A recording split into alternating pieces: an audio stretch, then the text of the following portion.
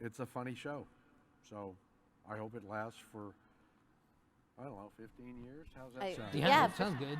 Yeah. 15 years would be great. Yeah. It's a hilarious show. So if you haven't seen it, definitely check out the first season, and then of course the second season coming out in October. Hi.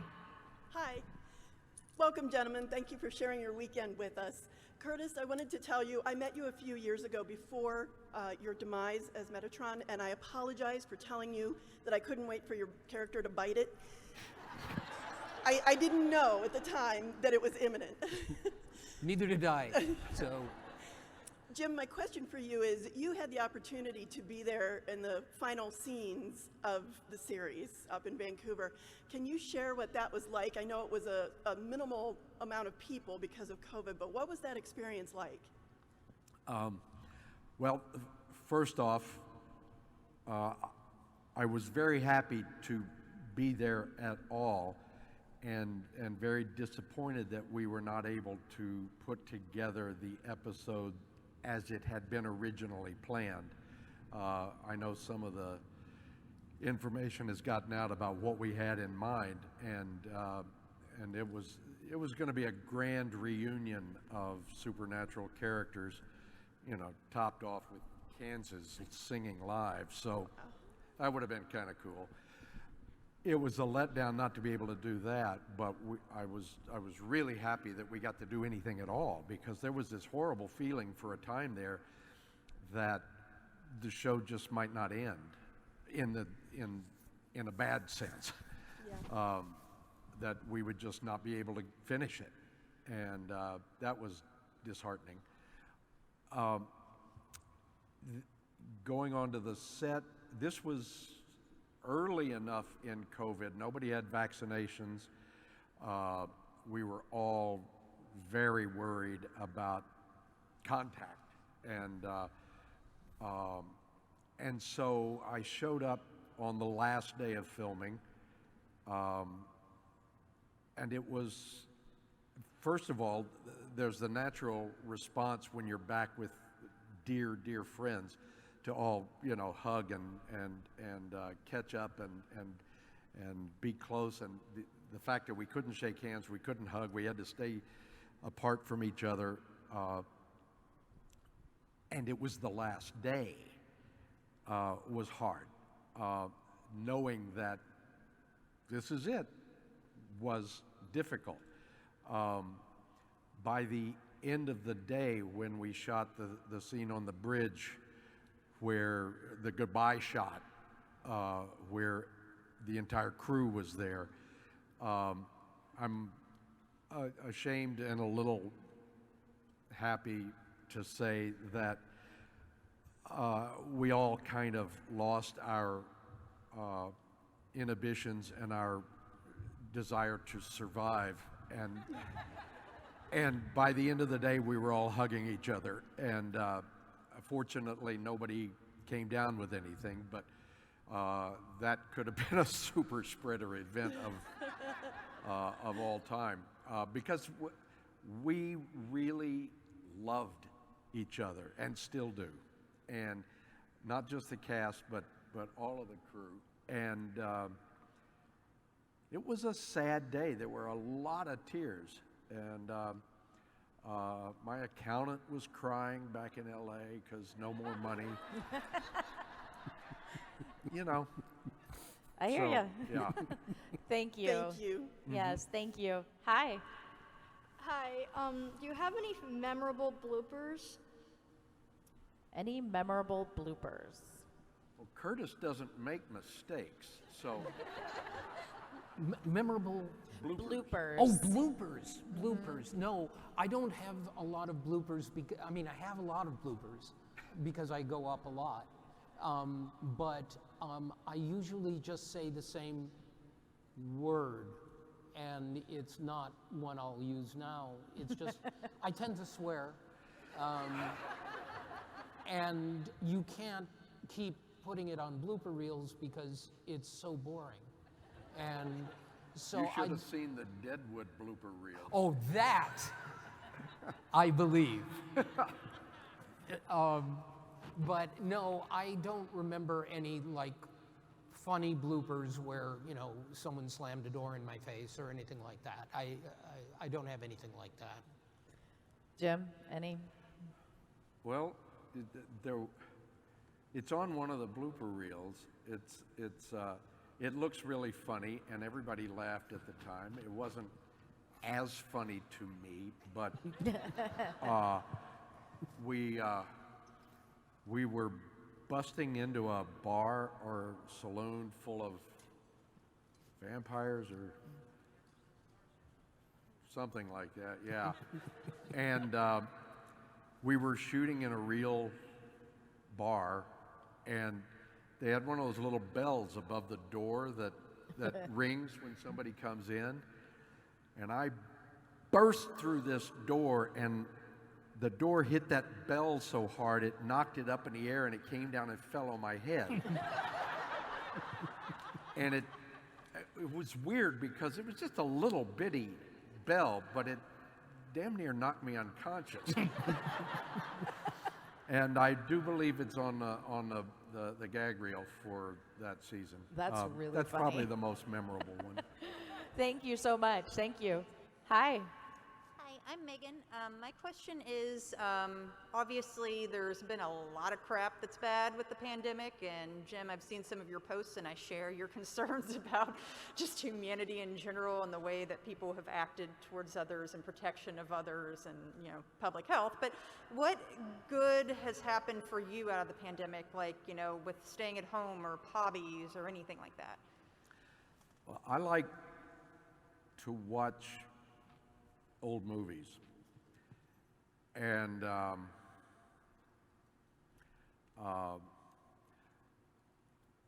in one 14-day period in February of this year, I saw 41. Wow. I keep track of such stuff because my life is empty, but for me, that was kind of heaven. And I discovered the joys of watching a lot of television all day and all night, and then getting into bed with my phone and watching something else. So I have now seen all but 3 of the movies ever made. Favorite top, And they're all Star Wars movies that I haven't seen. favorite movie or favorite a movie in your top 5? My number 1 movie of all time is John Ford's The Searchers from 1956. Whoa, old people. What about you, Curtis? Any pandemic habits? I am more of a book person, and so I didn't really watch a lot of movies, but I did keep a list. And during this unspecific period of lockdown, I read 91 books. Wow. Including some of which were 2, 3, or 4 volumes each. And I'm still reading, but I'm now not pandemic reading.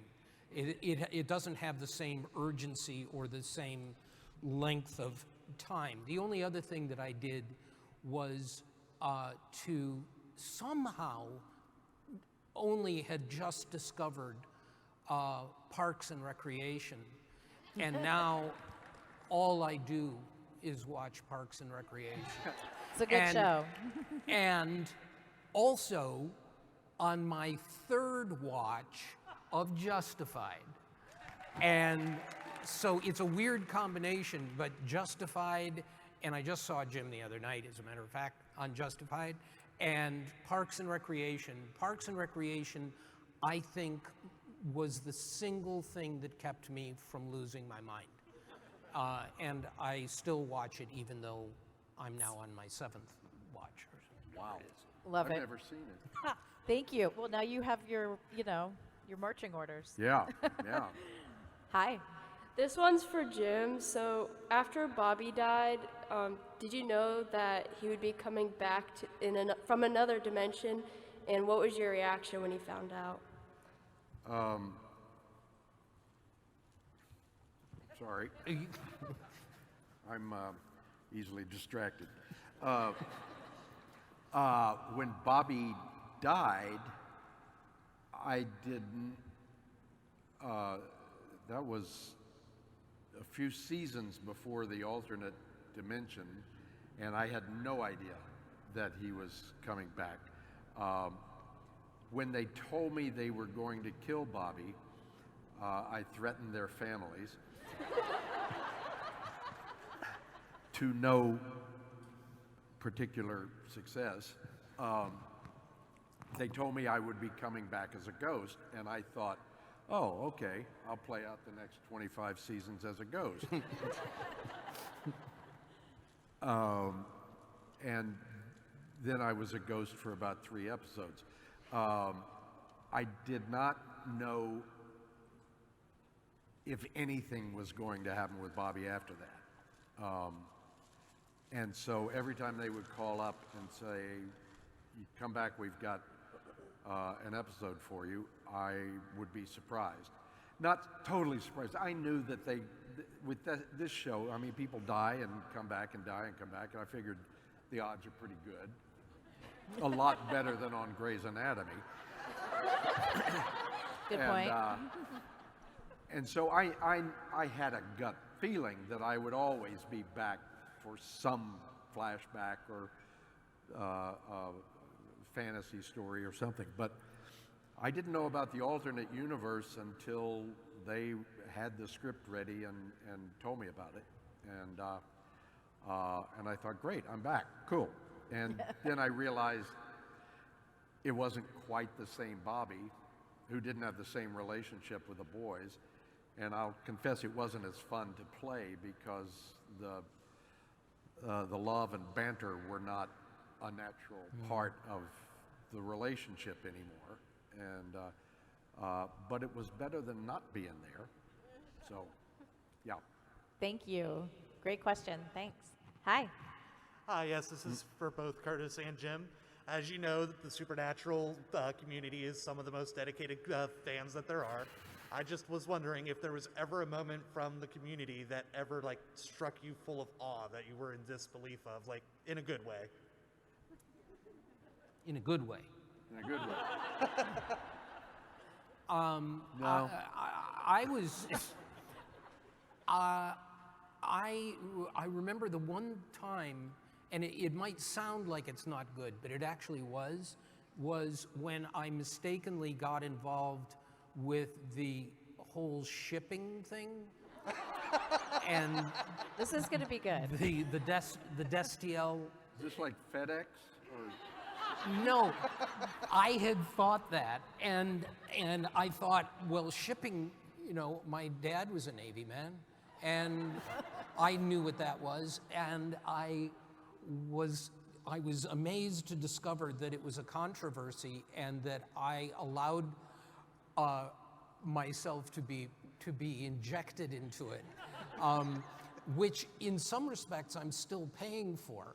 And I think one of the greatest things about it was it gave me enormous delight that any fandom, and I've been part of a lot of fandoms in my life, and any fandom that can have that much passion, and you know, it may frustrate them, it may anger them sometimes, but for me, it's glorious because it speaks to their souls, it speaks to what's important to them, and it speaks to the strength of the source material that inspires people to feel so passionately. So even though I got in trouble for saying that Destiel was a thing,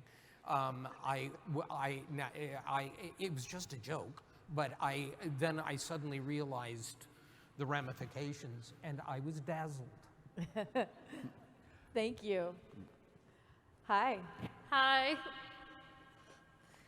My question's for Jim. I was wondering what your favorite moment scene was that you did with Jared and Jensen, because you guys spend so much time together. Who? Jared and Jensen. The boys.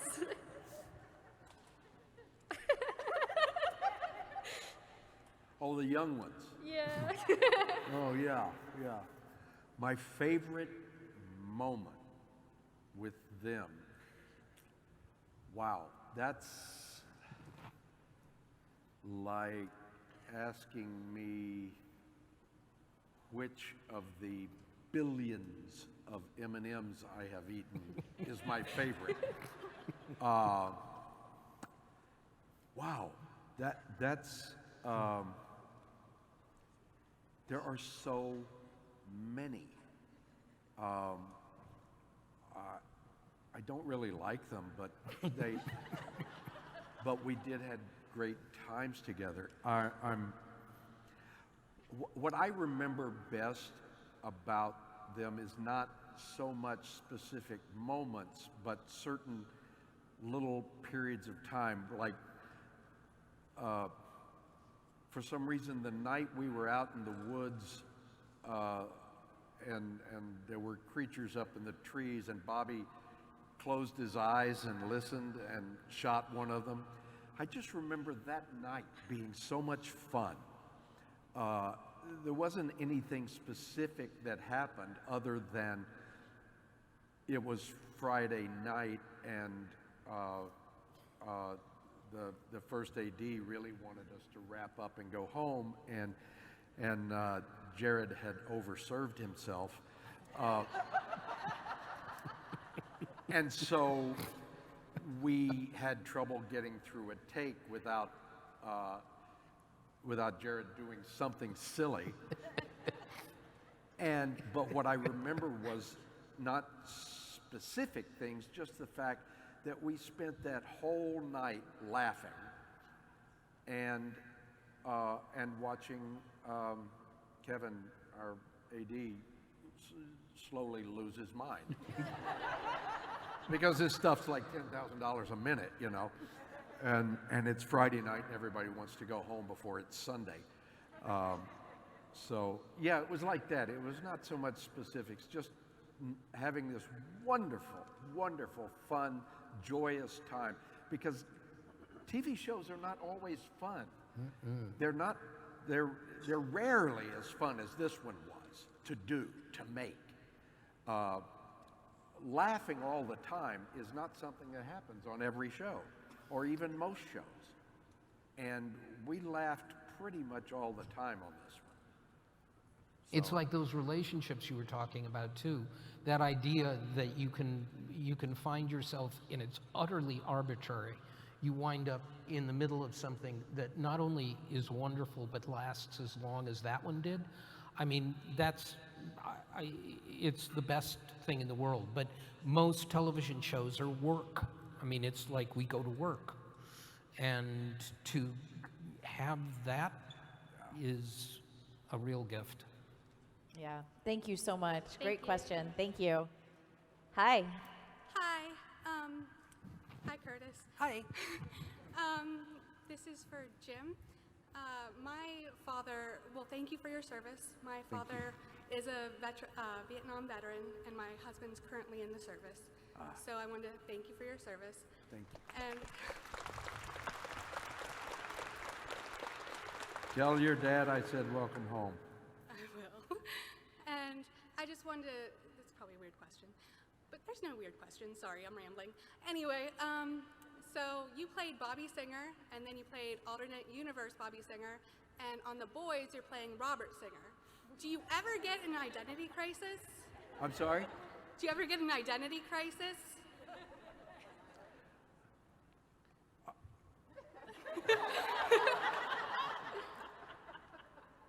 Actors are born with identity crises. It's the defining factor. No, I do sort of wonder how many more shows are going to name my character that. I delight in the chagrin it has caused the real Robert Singer, who, contrary to what most of his friends think, it was not his idea and he didn't like it. It's, well, The Boys is an Eric Kripke show, so, Yeah. you know, and it's full of weird and offbeat humor. And I think it's just another sign of Kripke's weirdness. And I delight in it. It's clearly not the same character, and yet he's also from Sioux Falls, South Dakota. So So it could I be don't like know. another alternate universe Bobby Singer. Well, Eric is young enough that he can probably have 5 or 6 more shows, and I'm counting on The on tradition being continuing. a singer in all of them. I love it. Thank you. Thank you. Hi. Hi. I want to thank you all for coming. It's really nice to see you all. I kind of have something to say to Jim, but you're amazing. I'm new girl. But Jim, I'm jumping out of my body right now. Deep breath. Yes. I've been watching the show since middle school, and I just turned 30 last week. So, you, Bobby, you guys, Bobby's the freaking father of Sam and Dean. So with Sam and Dean and Bobby in the car, it's always been like a home, like a comfort. And like the show is not the happiest, but it's always been the happiest for me. Like, I don't know, it's weird to say, put in words, but it's always been like a saving grace. I don't know, it's just, you've been with something for 15 years, and it's just, I personally loved seeing you in the finale. It brought me to tears because how amazing seeing you back there with the boys. But I just really, I really wanted to say thank you because it's just, I don't know, it's just, it's like I said, it's a comfort. So I appreciate you being part of Supernatural, and thank you. Oh, thank you so much for sharing that. Thank you.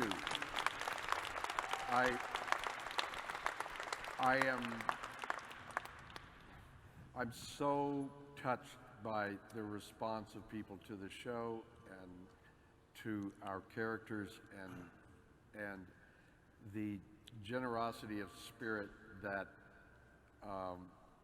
is evident from all of you and from all of the fans around the world. It's been an honor, and I'm deeply appreciative. Thank you. Hi. こんにちは、ジン様。私の質問に、すみません。質問を、何をエピソードは大好きですか？本当？ない。何をエピソードは大好きですか？ Weekend at Bobby's. Yeah. Favorite episode? はい、そうです。 Yeah. Weekend at Bobby's. I mean, it was all about me. It's always nice when an episode is named after you. Yeah, that was Weekend at Bobby's was so fun, and with Jensen directing and doing so well, his first time out of the chute, it was a wonderful experience, and 大好きです。ありがとうございます。ありがとうございます。 Thank you so much. Thank you. That was a treat. Thank you. Hi. Hi, Mr. Beaver, huge fan. I've loved you since Sister Act. Oh, come on now. You remember me from that? But I have a question for Mr. Curtis. You mentioned the passion of the Supernatural fandom, but when my friend and I pulled into the hotel last night, the valet very excitedly said, "You just missed Booger." And my question is, has the passion of the Supernatural fandom gotten to a point where people are now yelling Metatron at you sometimes, or is it still always just Booger? No, I don't think it doesn't have that kind of effect, sadly. I would love it if people started yelling Metatron at me in the street. But overall, it tends to be Booger or... Sorry. I mean, it's all right. I'm perfectly... Do you ever regret that character name? You know what I did for a while, and then it just became, because you do realize after a while where you realize you have made an influence just by being paid to say horrible things and pick your nose, which at the time I was sort of ashamed of. And then as time goes by, you realize it means something to people that you'll never understand, but it does mean something to people, and over time you embrace it, because how many actors get a chance to have something that's remembered at all? And it was an acting job. It had nothing to do with me. That character has nothing to do with me. People are disappointed that I'm not more like him. But geez, you know, you have something that people remember and can quote lines back at you, and that's wonderful. Yes, I mean, you hit the nail on the head. It's extremely special to have, you know, as an artist, a memory like that. Thank you so much. Thank you. Thank you. We have about 5 minutes left, so I think we'll be able to get through all 4 of you guys. Hi. Hello. This question's for Jim. One of your famous lines in the show is you saying "idjit." I was wondering if that was from you or from the writers, if that was from your mind or from the writers' minds. I don't share what's in my mind unless I'm being paid. No, that line was pure script. And in fact, I saw the script, I saw the line, and I said, "Oh, come on now, really?" I don't want to say that. That's stupid. It's just dumb. It's a dumb line. It's a dumb word. And I said the same thing a year later when they wrote balls. And now I have hats and shirts that say "idjit" and "balls." And so do other people. It was not my idea. I have come to appreciate it. Thank you. Thank you. Great question. Thank you. Hi. Hi, Curtis. Hi, Jim. So my question is, in the supernatural universe, everybody has their own specialized heaven. So I was wondering what your guys' heaven would be. Our actor selves? Yourselves. Because you saw Bobby's. Yeah. I guess mine would be eerily similar to the room that you first see Metatron in, which is the book-lined room. But then I would also have to have very good glasses and all the time in the world. And you and Burgess Meredith. That's right. Yeah, I was just thinking about that the other day when I dropped my glasses. Yeah, that would be mine. Yeah, mine would be similar. A room full of books and excellent streaming service. Yes. And a lot of naked ladies. Okay. That works. Okay, thank you. Thank you. Hi. Okay.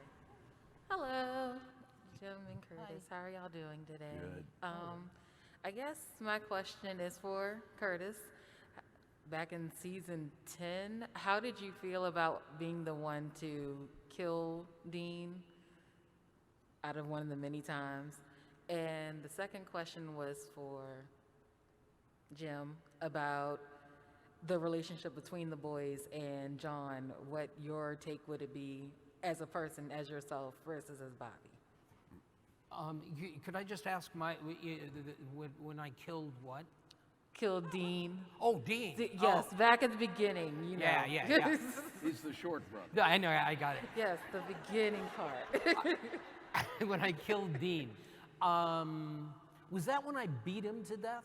Yes, awful. It was pretty cool, Great. actually. It was like so great. I mean, somebody my size doesn't get to beat up somebody, kill somebody that size. So, awesome. Great. My personal assessment of John's relationship with the boys, he could have done better. It's like, yes. And if he'd listened to me, he would have. Thank you. Thank you so much. And our final question, hi, how are you? Hi.